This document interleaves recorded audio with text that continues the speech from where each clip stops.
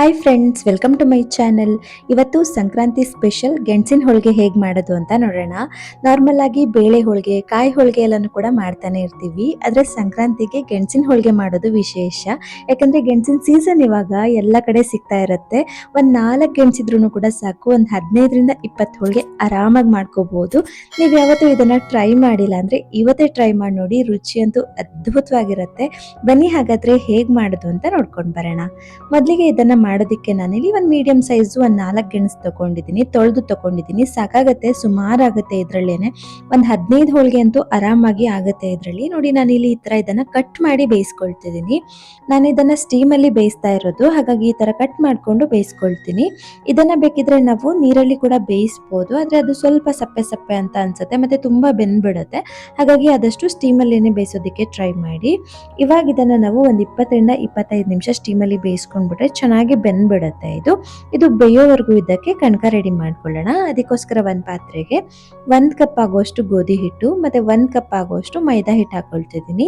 ಹಾಗೇನೆ ಇದಕ್ಕೆ 1/4 tea spoon ಆಗುವಷ್ಟು ಅರಿಶಿನ ಮತ್ತೆ 1/4 ಟೀ ಸ್ಪೂನ್ ಆಗುವಷ್ಟು ಉಪ್ಪು ಹಾಕೊಂಡು, ನಂತರ ಇದಕ್ಕೆ 1 ಟೀ ಸ್ಪೂನ್ ಆಗುವಷ್ಟು ತುಪ್ಪ ಹಾಕೊಳ್ತಿದ್ದೀನಿ. ಈ ತುಪ್ಪ ಹಾಕೊಳ್ಳೋದ್ರಿಂದ ಟೇಸ್ಟ್ ಚೆನ್ನಾಗಿರುತ್ತೆ ಮತ್ತೆ ನಾರ್ನಾರ್ ಅಂತ ಅನ್ಸಲ್ಲ. ಹಾಗಾಗಿ ಇದಕ್ಕೆ ಸ್ವಲ್ಪ ತುಪ್ಪ ಹಾಕಿ ಮಿಕ್ಸ್ ಮಾಡ್ಕೋಬೇಕು. ಇವಾಗ ಇದನ್ನ ನಾವು ಈ ತರ ಒಂದ್ಸರಿ ಹಾಗೇನೆ ಮಿಕ್ಸ್ ಮಾಡ್ಕೊಂಡು, ನಂತರ ಇದಕ್ಕೆ ಸ್ವಲ್ಪನೇ ನೀರು ಹಾಕ್ತಾ ಇದನ್ನ ನಾವು ಸಾಫ್ಟ್ ಆಗಿ ಹಿಟ್ಟನ್ನ ರೆಡಿ ಮಾಡ್ಕೋಬೇಕಾಗುತ್ತೆ. ಚಪಾತಿ ಹಿಟ್ಟಿಗಿಂತ ಇನ್ನ ತೆಳುವಾಗಿರ್ಬೇಕು, ಅಂದ್ರೆ ಸ್ವಲ್ಪ ಕೈಗೆಲ್ಲ ಅಂಟ ತರನೇ ಇರಬೇಕು ಹಿಟ್ಟು. ಮತ್ತೆ ಅವಾಗ ನಮ್ಗೆ ಎಣ್ಣೆ ಹಾಕಿದಾಗ ಕರೆಕ್ಟ್ ಆಗುತ್ತೆ, ಕನಕ ಚೆನ್ನಾಗಿ ಬರುತ್ತೆ. ಈ ತರ ಸಾಫ್ಟ್ ಆಗಿ ಹಿಟ್ಟನ್ನ ರೆಡಿ ಮಾಡ್ಕೊಂಡಿದ್ದಾದ್ಮೇಲೆ ಇದಕ್ಕೆ 1-2 ಟೇಬಲ್ ಸ್ಪೂನ್ ಆಗುವಷ್ಟು ಎಣ್ಣೆ ಹಾಕೊಳ್ತಿದ್ದೀನಿ. ಇಷ್ಟೇ ಸಾಕು ಎಣ್ಣೆ, ಇನ್ನ ಜಾಸ್ತಿ ಬೇಡ ಇದಕ್ಕೆ. ಇವಾಗ ಇದನ್ನ ಜಸ್ಟ್ ಈ ತರ ಮೇಲೆ ಕೆಳಗೆ ಮಾಡಿ ಎಣ್ಣೆ ಎಲ್ಲ ಚೆನ್ನಾಗಿ ಕೋಟ್ ಆಗೋ ತರ ಮಿಕ್ಸ್ ಮಾಡ್ಕೊಂಡು ಇದನ್ನ ಒಂದು ಅರ್ಧ ಗಂಟೆ ನೆನೆಯೋದಕ್ಕೆ ಬಿಡ್ಬೇಕು. ನಾವು ಇದಕ್ಕೆ ಹೂರ್ಣ ರೆಡಿ ಮಾಡ್ಕೊಳ್ಳೋವರೆಗೂ ಕರೆಕ್ಟ್ ಆಗುತ್ತೆ. ಇವಾಗ ಗೆಣಸು ಕೂಡ ಚೆನ್ನಾಗಿ ಬೆಂದಿದೆ. ನಾನಿಲ್ಲಿ ಒಂದು 25 ನಿಮಿಷ ಮೀಡಿಯಂ ಫ್ಲೇಮ್ ಅಲ್ಲಿ ಬೇಯಿಸ್ಕೊಂಡಿದ್ದೆ. ಈ ತರ ಸ್ಪೂನಲ್ಲಿ ಚುಚ್ಚಿ ನೋಡಿದಾಗ ಸಾಫ್ಟ್ ಆಗಿ ಬೆಂದಿರಬೇಕು. ಇದು ಪೂರ್ತಿ ತಣ್ಣಗಾದ್ಮೇಲೆ ಇದನ್ನ ಸಿಪ್ಪೆನ ತೆಕ್ಕೊಳ್ತಿದ್ದೀನಿ. ಈ ತರ ಬೇಯಿಸ್ಕೊಂಡಾಗ ನಾವು ಈ ಸಿಪ್ಪೆನ ಆರಾಮಾಗಿ ಬಿಡಿಸ್ಬಿಡ್ಬೋದು. ನಾವೇನಾದ್ರೂ ಹಸಿಯಾಗಿ ಸಿಪ್ಪೆನ ತೆಗೆಯೋದಿಕ್ಕೆ ಹೋದ್ರೆ ಕಷ್ಟ ಆಗುತ್ತೆ, ಸ್ವಲ್ಪ ಗಟ್ಟಿ ಇರುತ್ತಲ್ವಾ, ಇದು ಚಾಕುನಲ್ಲಿ ತೆಗೆಯೋದಿಕ್ಕೆ ಕಷ್ಟ ಆಗುತ್ತೆ. ಹಾಗಾಗಿ ಈ ತರ ಬೇಯಿಸ್ಕೊಂಡಾಗ ಆರಾಮಾಗಿ ಬಿಡಿಸ್ಬಿಡ್ಬೋದು. ಸ್ವಲ್ಪನೂ ವೇಸ್ಟ್ ಇಲ್ಲದೆ ಇರೋ ಹಾಗೆ ನಾವು ಇದನ್ನ ಬಿಡಿಸ್ಕೋಬಹುದು ಸಿಪ್ಪೆನ. ಈ ಸಿಪ್ಪೆನೆಲ್ಲ ಕ್ಲೀನ್ ಆಗಿ ತೆಕ್ಕೊಂಡಿದ್ದಾದ್ಮೇಲೆ ಇದನ್ನ ನಾವು ನೀಟಾಗಿ ಸ್ಮ್ಯಾಶ್ ಮಾಡ್ಕೋಬೇಕು. ಒಂದು ಗಂಟು ಇಲ್ಲದೆ ಇರೋ ಹಾಗೆ ಇದನ್ನ ಸ್ಮ್ಯಾಶ್ ಮಾಡ್ಕೋಬೇಕಾಗತ್ತೆ, ಇಲ್ಲಾಂದ್ರೆ ಮತ್ತೆ ಲಟ್ಸೋವಾಗ ನಮ್ಗೇನೆ ಹಿಂಸೆ ಮಾಡುತ್ತೆ ಇದು. ಹಾಗಾಗಿ ಬೇಕಿದ್ರೆ ಇದನ್ನ ತುರ್ದು ಕೈನಲ್ಲಿ ಕೂಡ ಸ್ಮ್ಯಾಶ್ ಮಾಡ್ಕೋಬಹುದು. ಇದು ಹಾಗೇನೆ ಇರ್ಲಿ. ಇವಾಗ ಒಂದು ಬಾಣಲೆಗೆ 1 ಕಪ್ ಆಗುವಷ್ಟು ಬೆಲ್ಲ ಹಾಕೊಳ್ತಿದ್ದೀನಿ. ನಾನ್ ತಗೊಂಡಿರೋ ಕ್ವಾಂಟಿಟಿಗೆ ಇಷ್ಟು ಬೆಲ್ಲ ಕರೆಕ್ಟ್ ಆಗುತ್ತೆ. 1 ಕಪ್ ಬೆಲ್ಲ ಹಾಕೊಂಡಿದ್ದೀನಿ. ಮತ್ತೆ ಸ್ವೀಟ್ ಕೂಡ ಕರೆಕ್ಟ್ ಆಗಿರುತ್ತೆ, ತುಂಬಾ ಓವರ್ ಸ್ವೀಟ್ ಆದ್ರೂ ಕೂಡ ಚೆನ್ನಾಗಿರಲ್ಲ ಇದು. ಮತ್ತೆ ನಾವು ಇದಕ್ಕೆ ಸಕ್ಕರೆ ಪಾಕ ಹಾಕಿ ತಿನ್ನೋದ್ರಿಂದ ತುಂಬಾ ಸ್ವೀಟ್ ಆದ್ರೆ ಅಷ್ಟು ಚೆನ್ನಾಗಿ ಅನ್ಸಲ್ಲ. ಸ್ವಲ್ಪ ಕಮ್ಮಿ ಇದ್ರೆ ಸಕ್ಕರೆ ಪಾಕ ಹಾಕೊಂಡು ತಿನ್ನೋದಕ್ಕೆ ತುಂಬಾ ಚೆನ್ನಾಗಿರುತ್ತೆ. ಈ ಬೆಲ್ಲ ಎಲ್ಲ ಕರಗಿ ಈ ತರ ಚೆನ್ನಾಗಿ ನೊರೆ ತರ ಬರ್ತಿರುವಾಗ ಇದಕ್ಕೆ ನಾವು ಆಗ್ಲೇ ಸ್ಮ್ಯಾಶ್ ಮಾಡಿ ಇಟ್ಕೊಂಡಿರೋ ಗೆಣಸನ್ನ ಸೇರಿಸ್ಕೊಂಡು ಮಿಕ್ಸ್ ಮಾಡ್ಕೋಬೇಕು. ನಾನಿಲ್ಲಿ ತೆಳ್ಳಗಿರೋ ಬೆಲ್ಲನೇ ಹಾಕೊಂಡಿರೋದ್ರಿಂದ ಮತ್ತೆ ನೀರ್ ಹಾಕಿ ಪಾಕ ಏನು ಬೆಳೆಸ್ಕೊಂಡಿಲ್ಲ. ನೀವೇನಾದ್ರೂ ಗಟ್ಟಿ ಬೆಲ್ಲ ಹಾಕೊಳ್ತೀರಾ ಅನ್ನೋದಾದ್ರೆ 1 ಕಪ್ ಬೆಲ್ಲಕ್ಕೆ 1/4 ಕಪ್ ನೀರ್ ಹಾಕಿ ಪಾಕ ಬರೆಸ್ಕೊಂಡು ಆಮೇಲೆ ಇದನ್ನ ಸೇರಿಸ್ಕೊಳ್ಳಿ. ಇಲ್ಲಾಂದ್ರೆ ಇದು ತೆಳ್ಳಗಾಗ್ಬಿಡುತ್ತೆ ಮತ್ತೆ ಗಟ್ಟಿ ಆಗೋದಕ್ಕೆ ಕೂಡ ತುಂಬಾ ಟೈಮ್ ತಗೊಳುತ್ತೆ. ಹಾಗಾಗಿ ಇವಾಗ ಇದಕ್ಕೆ 1/2ದಿಂದ 3/4 ಕಪ್ ಆಗುವಷ್ಟು ಫ್ರೆಶ್ ಆಗಿ ತುರಿದಿರೋ ತೆಂಗಿನ ತುರಿ ಸೇರಿಸ್ಕೊಂಡಿದ್ದೀನಿ. ಹಾಗೇನೆ ಇದಕ್ಕೆ 1/2 ಟೀ ಸ್ಪೂನ್ ಆಗುವಷ್ಟು ಏಲಕ್ಕಿ ಪುಡಿ ಸೇರಿಸ್ಕೊಂಡು ಇದನ್ನ ಇವಾಗ ಚೆನ್ನಾಗಿ ಮಿಕ್ಸ್ ಮಾಡ್ಕೋಬೇಕು. ಮತ್ತೆ ಇದನ್ನ ಮಾಡೋದಕ್ಕೆ ನಮ್ಗೆ ತುಂಬಾ ಟೈಮ್ ಏನು ಬೇಡ, ಬೇಗನೆ ಆಗೋಗುತ್ತೆ. ಒಂದು 15ರಿಂದ 20 ನಿಮಿಷಕ್ಕೆಲ್ಲ ಈ ಹೂರ್ಣನ ಮಾಡ್ಕೊಂಡ್ ಬಿಡ್ಬೋದು. ತುಂಬಾ ಹೊತ್ತು ಕಾಯಿಸ್ತಾ ಇರ್ಬೇಕು ಅಂತೆಲ್ಲ ಏನಿಲ್ಲ, ಬೇಗನೆ ಗಟ್ಟಿ ಆಗತ್ತೆ ಇದು. ನೋಡಿ, ಈ ತರ ತಳ ಬಿಟ್ಟು ಬರ್ತಾ ಇದೆ ಅಂದಾಗ ಇದು ಆಗಿದೆ ಅಂತ. ನೋಡಿ, ಇವಾಗ ಇದಾಗಿದೆ. ಇದನ್ನ ನಾನು ಪೂರ್ತಿಯಾಗಿ ತಣ್ಣಗಾಗೋದಕ್ಕೆ ಬಿಡ್ತೀನಿ. ಒಂದು ಅರ್ಧ ಗಂಟೆ ಬಿಟ್ರೆ ಸಾಕು, ತಣ್ಣಗಾಗುತ್ತೆ ಇದು. ಇವಾಗ ಇದು ಪೂರ್ತಿಯಾಗಿ ತಣ್ಣಗಾಗಿದೆ. ಇವಾಗ ಇದನ್ನ ಸ್ವಲ್ಪನೇ ಈ ತರ ತಕೊಂಡು ಉಂಡೆ ಮಾಡ್ಕೊಂಡ್ರೆ ಆಯ್ತು. ನಿಮ್ಗೆ ಯಾವ ಸೈಜಲ್ಲಿ ಬೇಕೋ ಆ ಸೈಜಲ್ಲಿ ಇದನ್ನ ಉಂಡೆಗಳನ್ನ ಮಾಡ್ಕೊಳ್ಳಿ. ನೋಡ್ತಿರ್ಬೋದು, ಸ್ವಲ್ಪನೂ ಕೈಗೆಲ್ಲ ಅಂಟಲ್ಲ, ಚೆನ್ನಾಗಿ ಬಂದಿದೆ. ಹಾಗೇನೆ ನಾವು ಆಗ್ಲೇ ನೆನ್ಸಿಟ್ಕೊಂಡಿರೋ ಕನಕ ಕೂಡ ಚೆನ್ನಾಗಿ ನೆಂದಿದೆ. ಸುಮಾರು 1 ಗಂಟೆ ಆಯ್ತು ನಾನು ಇದನ್ನ ನೆನೆಸಿ ಹೂರ್ಣ ಎಲ್ಲ ರೆಡಿ ಮಾಡ್ಕೊಳ್ಳೋವರೆಗೂ.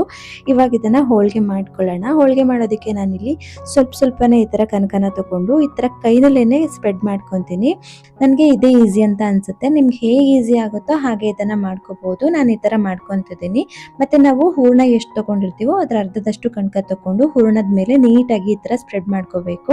ಒಂದ್ ಕಡೆ ದಪ್ಪ ಒಂದ್ ಕಡೆ ತೆಳು ಎಲ್ಲ ಮಾಡ್ಕೊಳ್ಳೋದಕ್ಕೆ ಹೋಗ್ಬೇಡಿ. ಆ ತರ ಮಾಡ್ಕೊಂಡ್ಬಿಟ್ರೆ ನಾವು ಹೋಳಿಗೆನ ಒತ್ತಿದಾಗ ಕನಕನೇ ಒಂದ್ ಸೈಡು ಹೂರ್ಣನೇ ಒಂದ್ ಸೈಡು ಆಗ್ಬಿಡುತ್ತೆ. ಹಾಗಾಗಿ ಮತ್ತೆ ನಾನು ಇದನ್ನ ಲಟ್ಟಿಸ್ಕೊಂತಿಲ್ಲ ಲಟ್ಟಣಿಗೆಲಿ, ಕೈನಲ್ಲೇನೆ ಮಾಡ್ಕೊಳ್ತಿದ್ದೀನಿ. ಹಾಗಾಗಿ ಒಂದು ಮಣೆ ಮೇಲೆ ಒಂದು ಪ್ಲಾಸ್ಟಿಕ್ ಕವರ್ ಇಟ್ಕೊಂಡು ಅದ್ರ ಮೇಲೆ ಇದನ್ನ ಇಟ್ಬಿಟ್ಟು ಮತ್ತೆ ಪ್ಲಾಸ್ಟಿಕ್ ಕವರ್ ಮುಚ್ಚಿ ಕೈನಲ್ಲೇನೆ ಈ ತರ ಸ್ಪ್ರೆಡ್ ಮಾಡ್ಕೊಳ್ತಿದ್ದೀನಿ. ಈ ತರ ಮಾಡ್ಕೊಳ್ಳೋದ್ರಿಂದ ಲಟ್ಸೋದಕ್ಕೆ ಬರಲ್ಲ ಅನ್ನೋರು ಕೂಡ ಆರಾಮಾಗಿ ಮಾಡ್ಬೋದು. ಮತ್ತೆ ಇದನ್ನ ತುಂಬಾ ತೆಳ್ಳು ಕೂಡ ಮಾಡ್ಕೋಬಹುದು, ಹರಿಯೆಲ್ಲ ಏನು ಕೂಡ ಆಗಲ್ಲ, ಚೆನ್ನಾಗಿರುತ್ತೆ. ಮತ್ತೆ ಇದಕ್ಕೆ ನಾವು ಲಟ್ಸೋವಾಗ ಹಿಟ್ಟೆಲ್ಲ ಯೂಸ್ ಮಾಡ್ತೀವಿ ಅಲ್ವಾ, ಆ ತರ ಮಾಡ್ಬೇಕು ಅಂತಾನೂ ಇಲ್ಲ. ಇದನ್ನ ಬೇಕಿದ್ರೆ ನಾವು ಎಣ್ಣೆ ಕವರ್ ಇರುತ್ತಲ್ವಾ ಅದರಲ್ಲಿ ಕೂಡ ಮಾಡ್ಕೋಬಹುದು, ಅದು ಇನ್ನ ಚೆನ್ನಾಗಿ ಬರುತ್ತೆ. ನೋಡ್ತಾ ಇದ್ದೀರಲ್ಲ ಎಷ್ಟು ಚೆನ್ನಾಗಿ ಬರ್ತಾ ಇದೆ ಅಂತ. ಇದಕ್ಕೆ ಎಕ್ಸ್ಟ್ರಾ ಹಿಟ್ಟು ಹಾಕ್ಬೇಕು ಅಂತ ಇಲ್ಲ, ಎಣ್ಣೆ ಹಾಕ್ಬೇಕು ಅಂತಿಲ್ಲ. ಈಸಿಯಾಗಿ ನಮಗೆ ಎಷ್ಟು ತೆಳ್ಳಗೆ ಬೇಕೋ ಅಷ್ಟು ತೆಳ್ಳಗೆ ಇದನ್ನ ಈ ತರ ಮಾಡ್ಕೋಬಹುದು. ಮತ್ತೆ ಇದನ್ನ ಲಟ್ಸೋದಕ್ಕೆ ಬರಲ್ಲ ಅನ್ನೋರು ಕೂಡ ಆರಾಮಾಗಿ ಮಾಡ್ಕೋಬಹುದು. ನೋಡ್ತಿರ್ಬೋದು ಇದನ್ನ ತೆಗೆಯುವಾಗ್ಲೂ ಅಷ್ಟೇನೆ ಎಲ್ಲೂ ಕೂಡ ಅಂಟ್ತಾ ಇಲ್ಲ, ಈಸಿಯಾಗಿ ಈ ತರ ತೆಗಿಬಹುದು. ಇವಾಗ ಇದನ್ನ ಬೇಯಿಸ್ಕೊಳ್ಳೋದು ಅಷ್ಟೇನೆ. ಬೇಯಿಸೋದಕ್ಕೆ ನಾನಿಲ್ಲಿ ಆಗ್ಲೇನೆ ಕಾವಲಿನ ಬಿಸಿ ಆಗೋದಕ್ಕೆ ಇಟ್ಟಿದ್ದೆ. ಇದು ಬಿಸಿ ಆದ್ಮೇಲೆ ಇದನ್ನ ಬೇಯಿಸ್ಕೊಂಡ್ರೆ ಆಯ್ತು. ಎರಡು ಸೈಡು ಸ್ವಲ್ಪ ಕೆಂಪಾಗೋವರೆಗೂ ಬೇಯಿಸ್ಕೊಂಡ್ರೆ ಆಗೋಯ್ತು ಇದನ್ನ.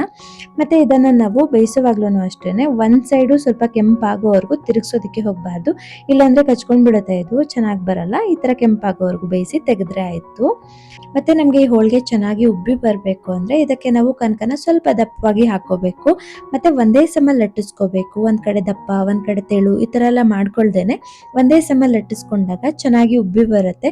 ಇದು ಚೆನ್ನಾಗಿ ಉಬ್ಬಿ ಬಂದಷ್ಟು ನಮ್ಗೆ ತಿನ್ನೋದಿಕ್ಕೂ ಕೂಡ ಚೆನ್ನಾಗ್ ಅನ್ಸುತ್ತೆ, ಸಾಫ್ಟ್ ಆಗಿ. ಮತ್ತೆ ತಣ್ಣಗಾದ್ಮೇಲೂ ಕೂಡ ಸಾಫ್ಟ್ ಆಗಿನೇ ಇರುತ್ತೆ, ಗಟ್ಟಿ ಆಗೋದು ಏನು ಕೂಡ ಆಗಲ್ಲ, ಚೆನ್ನಾಗಿರುತ್ತೆ. ನೋಡಿ ಎಲ್ಲಾನು ಇದೇ ತರ ಮಾಡ್ಕೊಂಡಿದ್ದಾಗಿದೆ. ನಾನ್ ಮಾಡ್ಕೊಂಡಿರೋದ್ರಲ್ಲಿ ಒಂದ್ 15ರಿಂದ 16 ಹೋಳಿಗೆ ಆಯ್ತು. ಇವಾಗ ಇದಕ್ಕೆ ಸಕ್ಕರೆ ಪಾಕ ಮಾಡ್ಕೊಳ್ಳೋಣ. ಸಕ್ಕರೆ ಪಾಕ ಮಾಡೋದಕ್ಕೆ ನಾನಿಲ್ಲಿ ಒಂದ್ ಪಾತ್ರೆಗೆ 1 ಕಪ್ ಆಗುವಷ್ಟು ಸಕ್ಕರೆ ಹಾಕೊಂಡಿದೀನಿ. ಹಾಗೇನೆ ಇದಕ್ಕೆ 1 ಕಪ್ ನೀರ್ ಹಾಕಿ ಇದನ್ನ ಕುದಿಸ್ಕೊಂಡ್ರೆ ಆಯ್ತು. ಇದು ಸಕ್ಕರೆ ಎಲ್ಲ ಕರಗಿದ್ಮೇಲೆ ಒಂದ್ 5 ನಿಮಿಷ ಕುದಿಸ್ಕೊಂಡ್ರೆ ಆಗೋಯ್ತು. ತುಂಬಾ ಪಾಕ ಎಲ್ಲ ಬರೋದೇನು ಬೇಡ. ಇದು ಈ ತರ ಕುದಿ ಬಂದ್ಮೇಲೆ ಇದಕ್ಕೆ 1/4 ಟೀ ಸ್ಪೂನ್ ಆಗುವಷ್ಟು ಏಲಕ್ಕಿ ಪುಡಿ ಮತ್ತೆ ಸ್ವಲ್ಪ ಕೇಸರಿ ಹಾಕಿ ಕುದಿಸ್ಕೊಂತಿದ್ದೀನಿ, ಚೆನ್ನಾಗಿರುತ್ತೆ ಅಂತ. ಇದನ್ನೆಲ್ಲ ಹಾಕ್ಲೇಬೇಕು ಅಂತ ಏನಿಲ್ಲ, ಬರೀ ಸಕ್ಕರೆ ಮತ್ತೆ ನೀರ್ ಹಾಕಿ ಕುದಿಸ್ಕೊಂಡ್ರು ಕೂಡ ಸಾಕಾಗತ್ತೆ. ಇವಾಗ ಇದನ್ನ ಸರ್ವ್ ಮಾಡ್ಕೊಳ್ಳೋಣ. ಮೇಲಿಂದ ಸ್ವಲ್ಪ ತುಪ್ಪ ಹಾಕೊಂಡು ಈ ಸಕ್ಕರೆ ಪಾಕ ಹಾಕೊಂಡು ತಿಂತಾ ಇದ್ರಂತೂ ಸೂಪರ್ ಆಗಿರುತ್ತೆ. ನೀವು ಕೂಡ ಇದನ್ನ ಒಂದ್ಸರಿ ಟ್ರೈ ಮಾಡ್ಬಿಟ್ಟು ಹೇಗ್ ಬಂತು ಅಂತ ಹೇಳೋದನ್ನ ಮರಿಬೇಡಿ. ಹಾಗೇನೆ ಈ ವಿಡಿಯೋ ಇಷ್ಟ ಆಗಿದ್ರೆ ಲೈಕ್ ಮಾಡಿ, ಶೇರ್ ಮಾಡಿ, ಹಾಗೆ ಸಬ್ಸ್ಕ್ರೈಬ್ ಮಾಡೋದನ್ನ ಮರಿಬೇಡಿ. ಸಿಗೋಣ ಮುಂದಿನ ವಿಡಿಯೋದಲ್ಲಿ. Thank you.